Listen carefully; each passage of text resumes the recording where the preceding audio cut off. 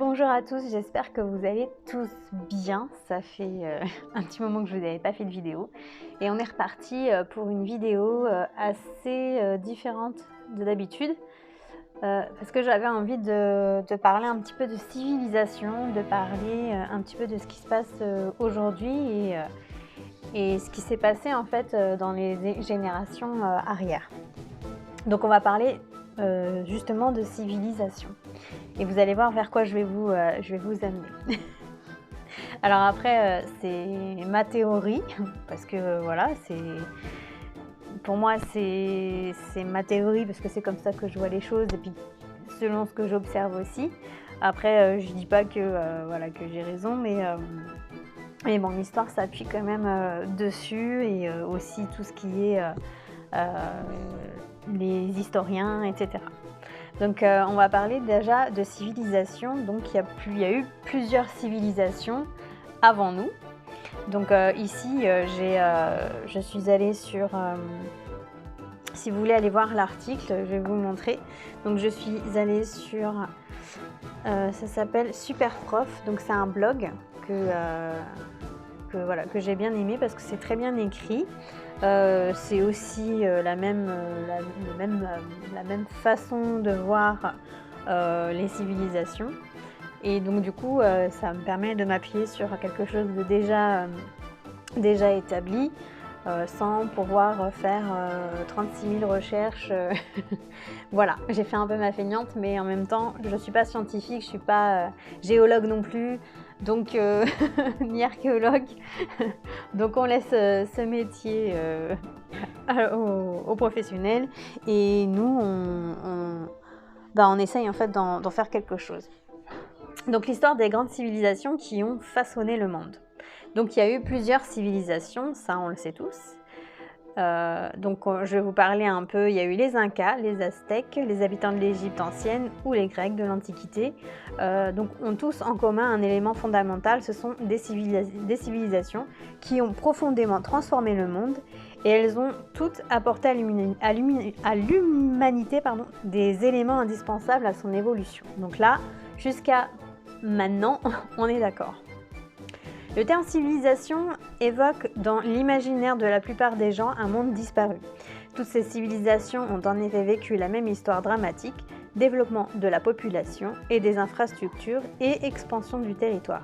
Puis un jour, à un moment donné de leur existence, ces magnifiques et prospères civilisations s'effondrent en souvient bien moins de temps qu'il a fallu pour les construire. Donc Superprof vous emmène dans cet article à la découverte de civilisations exceptionnelles comme les Mayas, l'étonnante civilisation mésopotamienne ou encore l'Australie aborigène. N'oublions jamais que nous formons aussi au XXIe siècle une civilisation qui, comme celle du passé, se trouve à son apogée, mais finira peut-être un jour par s'effacer. C'est très fascinant. Donc là, il nous parle, je ne vais pas vous parler de toutes les civilisations. Donc, alors, juste pour préciser, ici il parle des Aztèques, donc c'est une civilisation amérindienne dans l'actuel Mexique. Donc, les Aztèques constituent une brillante civilisation amérindienne d'Amérique qui vécut dans une région d'Amérique du Nord entre l'an 1200 et 1521 après Jésus-Christ. Cette région constitue approximativement l'actuel Mexique. D'après les histoires, les Aztèques seraient originaires d'une petite île, l'île Aztlán. Désolée pour le... voilà. Située au milieu d'un lac, les habitants de cette petite île conquirent un immense empire et bâtit une merveilleuse capitale, désolée. Bon, bref. Donc on a les Aztèques, ok. Ensuite, on a les merveilles de la civilisation égyptienne. Je crois qu'on est tous un petit peu fascinés par cette civilisation. Par ses richesses, de faire des cérémonies immenses pour les morts, comment en fait ils les ont ensuite vénérés. Donc voilà, ils font vraiment très attention, ils faisaient vraiment très attention à ça. Donc il y a ce côté-là qui est très intriguant, et aussi comment ils vivaient. Bon, il faut dire que il y avait beaucoup d'esclaves, etc. Bon. Donc les pyramides aussi. Les pyramides avec des tailles phénoménales, majestueux. Euh, alors bien avant les pharaons, les rois d'Égypte, l'Égypte antique est scindée en deux pays. La Haute-Égypte est au sud et la Basse-Égypte est au nord. C'est vers l'an 3000, donc il faut bien préciser avant Jésus-Christ, que le premier roi de la Haute-Égypte réussit à convaincre la Basse-Égypte de s'associer avec lui. Il unifie le pays et choisit Memphis comme capitale. Ce nouveau roi d'une plus grande Égypte crée un gouvernement et se considère comme le fils du soleil, Ra. Donc voilà, enfin on parle voilà. Il y a eu ensuite, comment ça s'est terminé? Il y a eu des guerres, donc c'est marqué ici, c'est le début de la 7e dynastie. D'une période de transition marquée par un affaiblissement du pouvoir interne, le pays est donc sujet à des guerres, à des périodes de famine. C'est durant cette période que les rois égyptiens font construire des fortifications et des murs d'enceinte pour protéger le pays, donc contre l'ennemi. Le Nouvel Empire, c'est l'époque des pharaons, de nombreuses conquêtes de l'Égypte. Bien souvent, une fois conquises, les régions se retrouvent sous protectorat égyptien avec à leur tête les princes locaux ou vice-rois. Le déclin de l'Égypte antique se déroule peu après la mort de Ramsès III. Je ne me trompe pas. Le pays est économiquement ruiné et ne parvient plus résister aux envahisseurs. La dernière reine d'Égypte est Cléopâtre. Donc après, on passe à la Grèce antique. Ok. Je vais vous lire vraiment comment finissent les civilisations. Donc là, malheureusement, ce pays antique composé de sites, États démocratiques, voit naître de plus en plus de mésententes. Chaque cité-État veut être plus forte que sa voisine pour dominer le pays. La Grèce se retrouve face à de nombreuses guerres civiles, tout en faisant face aux envahisseurs extérieurs. Ce sont les guerres médiques. En raison de guerres répétées et incessantes entre la cité-État de Sparte et la ville d'Athènes, la guerre du Péloponnèse éclate entre 431 et 404 avant Jésus-Christ. Elle se termine par la victoire des Spartes. Peu à peu, la ville d'Athènes s'affaiblit avec la montée en puissance de la Macédoine. Toute proche, le roi Philippe s'empare de tout territoire grec. Alors lui, en fait, il parle souvent de guerre et de famine. Bon, c'est lié, hein, de toute façon. Mais il ne parle pas de catastrophe naturelle. Et pourtant, à chaque fin de civilisation, il y a toujours eu des catastrophes naturelles. Mais lui, il n'en parle pas. Ensuite, on a la civilisation des Mayas. Et pratique comme les Aztèques le sacrifice humain. Donc, ils faisaient des sacrifices humains. Donc, c'était quand même des populations assez barbares, on va dire. Donc là, il ne parle pas non plus de la fin de cette civilisation. Non, je vois pas. Mais de toute façon, donc cette civilisation n'existe plus. Donc il y a eu forcément ça. Ensuite, la Mésopotamie. Bon, c'est pas vraiment trié dans l'ordre. Hein. Donc la Mésopotamie, normalement, ça serait le premier peuple avant les Égyptiens, ou en même temps que les Égyptiens, parce que c'était pas au même endroit. Enfin, ils étaient situés pas au même endroit en fait. Donc la Mésopotamie ne constitue pas réellement un pays, mais plutôt une région de l'Antiquité située dans une plaine entre deux grands fleuves, le Tigre et l'Euphrate. Tac. Ensuite, comment est morte? Alors déjà, il faut préciser, c'est en Mésopotamie, vers 3300 avant Jésus-Christ, que l'écriture est née. Ok. D'accord. L'écriture se développe, Mésopotamie. Donc la chute de l'Empire mésopotamien se déroule en 2224 après Jésus-Christ, lorsque les Parthes prennent la main sur la région après de nombreuses années de guerre. Au fur et à mesure, la culture mésopotamienne commence à disparaître, puis le pays est envahi par les légions romaines. Les Incas, la civilisation des Andes. Donc la civilisation Inca est née il y a maintenant plus de 800 ans au cœur des Andes, sur plus de 5000 km du Pérou vers l'Équateur, la Bolivie, l'Argentine et le Chili. Ok, est-ce que là on nous parle Oui, donc vers l'an 600 après Jésus-Christ, empire inca de Tiahuanaco, à proximité du lac Titicaca, dans les Andes, est un État riche qui compte une population de 40 000 personnes. Bon, bref, tout ça. À partir de l'an 1531, l'Espagnol Francisco Pizarro pénètre sur le territoire inca. Il fait prisonnier l'empereur qui est condamné à mort et exécuté le 29 août 1533. Pizarro entre dans la capitale des Incas, Cusco, et la détruit presque complètement. C'est sur ces ruines qu'il reconstruira la capitale Lima. Voilà, donc on peut voir à chaque fois que c'est lié à des guerres ou à remplacer en fait le nouvel État ou le pouvoir. Donc ensuite on a les aborigènes d'Australie. Donc ça je peux remarquer, je vais vous le dire. Après si vous voulez vraiment vous intéresser, vous irez voir, j'essaierai de vous mettre en barre d'infos. Donc l'arrivée des colons britanniques en Australie a causé la perte de la civilisation des aborigènes. En effet, lorsqu'ils arrivent en 1788 sur les côtes de l'actuelle ville de Sydney, les colons s'emparent du territoire australien en estimant qu'il leur appartient. Ils n'hésitent pas à massacrer des populations entières d'aborigènes, d'autres sont convertis de force au christianisme par les missionnaires et ceux qui échappent au massacre sont parqués dans des réserves et coupés de tout leur bien. En plus de causer énormément de tort à la population locale, les colons anglais détruisent l'environnement en introduisant en Australie des animaux et des plantes qui ne sont pas endémiques de la religion.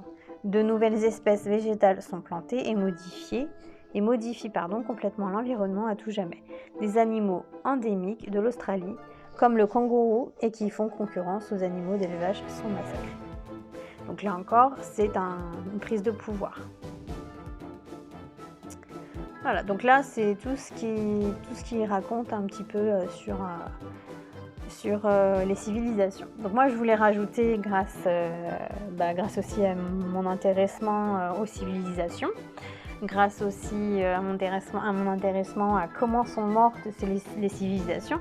Donc là en fait on est en train de voir, et vous pouvez voir plusieurs articles sur la fin des civilisations, c'est qu'à chaque fois la fin d'une civilisation, c'est parce qu'on veut prendre le pouvoir de la civilisation, on veut prendre les terres de la civilisation, donc il se passe des guerres, c'est des mouvements, c'est la famine, c'est aussi des maladies. Là il en parle pas, mais ça va être des maladies, ça va être aussi, puisque arrive la pauvreté, donc forcément engendre les bactéries, donc les maladies. Ensuite, aussi catastrophes naturelles, à chaque fin de civilisation, il y a eu des catastrophes naturelles. Donc ça, il n'en parle pas du tout. Mais par exemple, à l'ère des Égyptiens, quand il y a eu il y a eu un volcan qui s'est déclenché à ce moment-là, et en fait ils ont retrouvé des corps sous les monuments qui étaient complètement littéralement rendus en poussière. Bon, ils ont retrouvé que les os, mais ils ont remarqué justement que les os ils étaient posés d'une manière, et que d'après leur hypothèse, ils n'auraient pas du tout souffert, parce qu'en fait le gaz qui est sorti de ce volcan les a complètement endormis.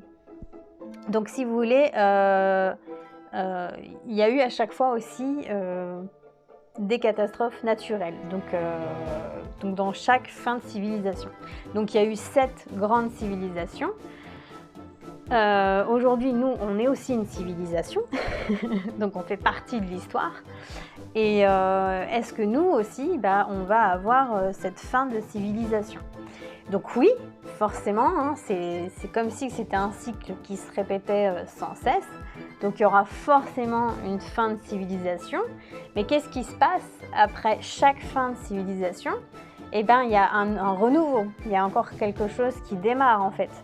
Donc c'est-à-dire que les personnes qui sont décédées au moment de cette civilisation, il y a eu quand même des hommes qui ont résisté aux guerres, qui ont résisté à tout ça, et qui ont reconstruit les civilisations. Sauf que, sauf que ce qui se passe, c'est qu'ils reconstruisent des civilisations, mais toujours à peu près sur les mêmes bases. Voilà. Et moi, ce que j'ai envie de rajouter, forcément, je vais rajouter ma part chrétienne, dans le sens où si Jésus, en fait, est venu sur Terre pour nous apprendre, en fait, à nous améliorer, et qu'il nous demande, en fait, de nous améliorer au niveau de notre esprit et de notre spiritualité. Donc, en fait, c'est vrai que ça a évolué, doucement, mais l'homme a évolué, donc a pris un peu plus de sagesse, dans le sens où avant c'était très barbare, les gens s'entretuaient pour n'importe quelle raison. Donc on voit quand même que nous, qu'il y a eu une évolution, qu'aujourd'hui on n'est pas là en train de s'entretuer, voilà, on ne fait pas justice nous-mêmes, il existe une justice humaine, heureusement d'ailleurs. Peut-être qu'avant, il n'existait pas autant de justice humaine. Ça, je peux pas, j'ai pas été me renseigner. Mais si vous voulez participer à ça, il n'y a pas de souci. Et ce que je voulais dire par là, c'est que finalement, l'humain a quand même évolué et a quand même acquis de la sagesse. Heureusement. Et donc, aujourd'hui, si notre civilisation prend fin, eh ben, il va y avoir quand même des survivants. Il y aura quand même des survivants et donc on va repartir sur une nouvelle ère, sur une nouvelle civilisation. Voilà. Et ce qui est écrit dans la Bible en rapport à ce que je dis, c'est que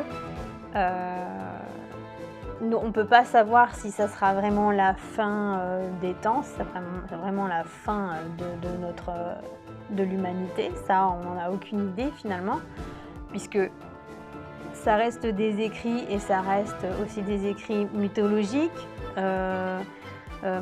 spirituels. Donc finalement, on ne sait pas vraiment. Mais ça, si vous voulez, en fait, finalement, on s'en fiche un petit peu dans le sens où le but est que nous, on doit évoluer spirituellement.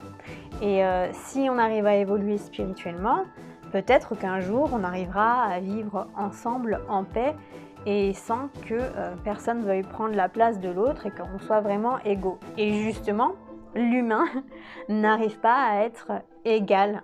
Donc c'est ça le problème de toute l'histoire, c'est que l'homme veut le pouvoir absolu. Voilà, c'est comme ça. Donc pas tous les hommes, hein, évidemment, mais ceux qui sont dirigés un peu par le mal, on va dire, du coup veulent toujours le pouvoir, veulent toujours plus. Et c'est pour ça à chaque fois qu'on arrive à des fins de civilisation.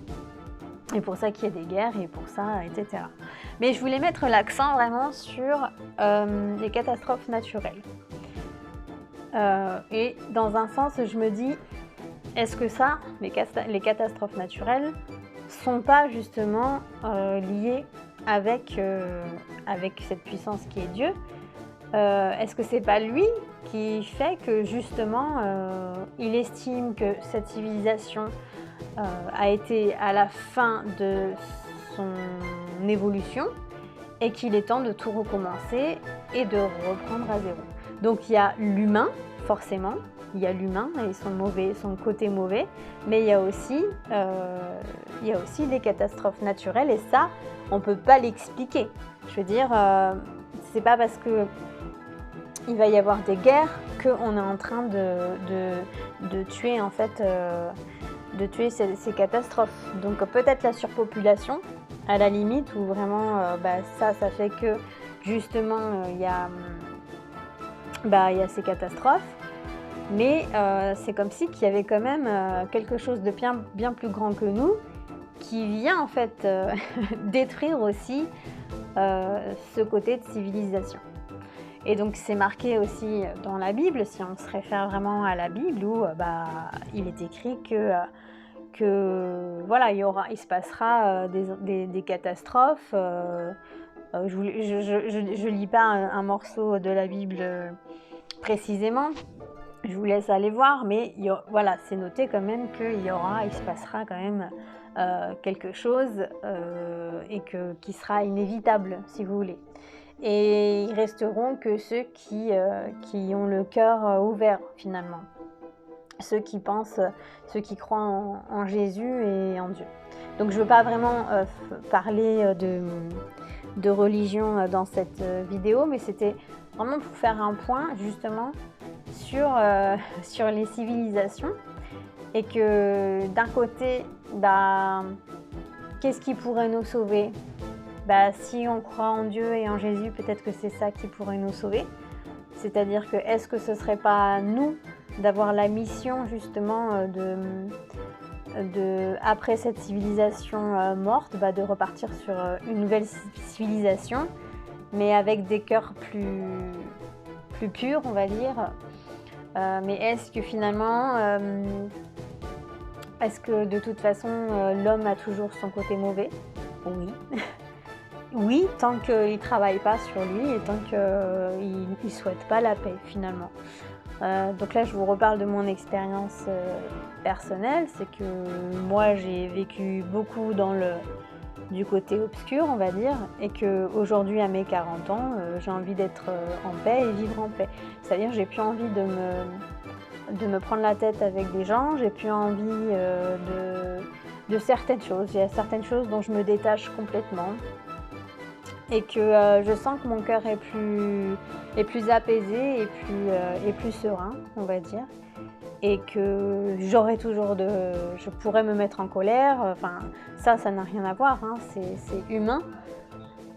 Mais en tout cas, en vieillissant, on acquit de la sagesse. Et peut-être, est-ce que c'est pas ça le problème justement, c'est qu'il y a la jeunesse, et la jeunesse veut profiter. Et du coup, finalement, ça reste un cercle vicieux. Parce que nous, on a beau dire à nos enfants de ne pas faire ci, de ne pas faire ça, mais finalement, ils veulent faire leur propre expérience. Donc, est-ce que c'est pas voué à l'échec? Je sais pas. J'en ai aucune idée, mais en tout cas, personnellement, moi, dans ma vie, j'essaye vraiment de faire les choses qu'il faut selon les écrits, parce que tout ce que j'ai fait auparavant me font dire que j'étais vraiment du côté mauvais, et puis je l'ai vécu aussi, hein.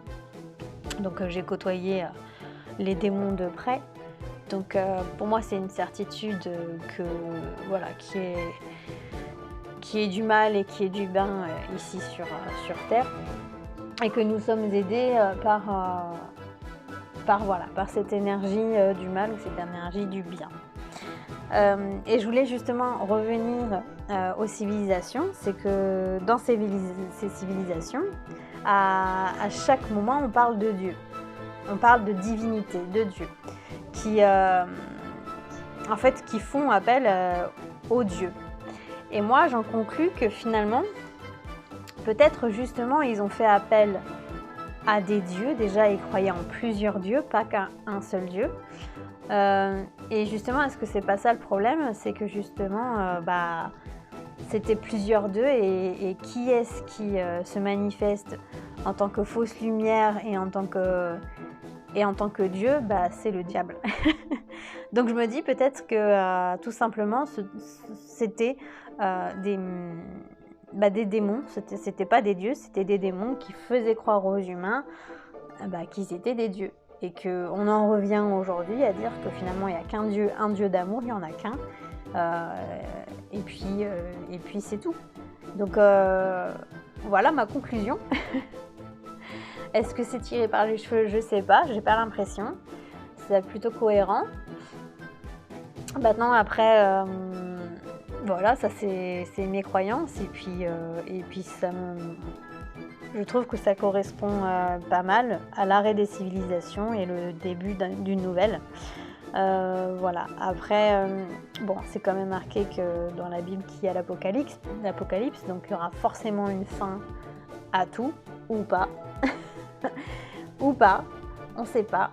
Est-ce que c'est pas indéfiniment toujours pareil jusqu'à vraiment une belle évolution de l'humain? On peut pas savoir. Euh, si je suis la Bible, il y aura bien une fin à un moment donné. Et justement, Jésus nous prépare à cette fin. Et d'ailleurs, si vous regardez bien, il y a de plus en plus de personnes qui deviennent chrétiennes. Beaucoup de personnes qui ont traversé les mêmes expériences que moi, qui ont été cartomanciens et cartomanciennes et même astrologues, et qui aujourd'hui voilà, ont été appelés par Jésus, par Dieu, et qui prônent la voie de Jésus et la voie de Dieu. Voilà, donc pour moi, il n'y a pas de hasard. Mais voilà, c'était vraiment pour appuyer ces civilisations, essayer de comprendre un petit peu comment elles fonctionnaient et surtout comment elles sont mortes. Et que par la suite, il y a eu de nouvelles civilisations et que ça a recommencé à zéro et que finalement ils ont peut-être pas assez travaillé sur eux, dans le sens où ils repartaient toujours de la même manière. Est-ce que c'est parce que justement le diable les a pas tentés? Bonne question. Et peut-être qu'un jour, je ne sais pas, il y aura peut-être que des humains qui seront directement liés au Dieu de l'amour, et que finalement le diable disparaîtra. C'est ce qu'il est écrit dans la Bible. Qu'il a qu'un temps et que pendant tout ce temps, il nous chope. Donc voilà, sur cette vidéo, j'espère que ça vous a plu, ce sujet-là, pardon.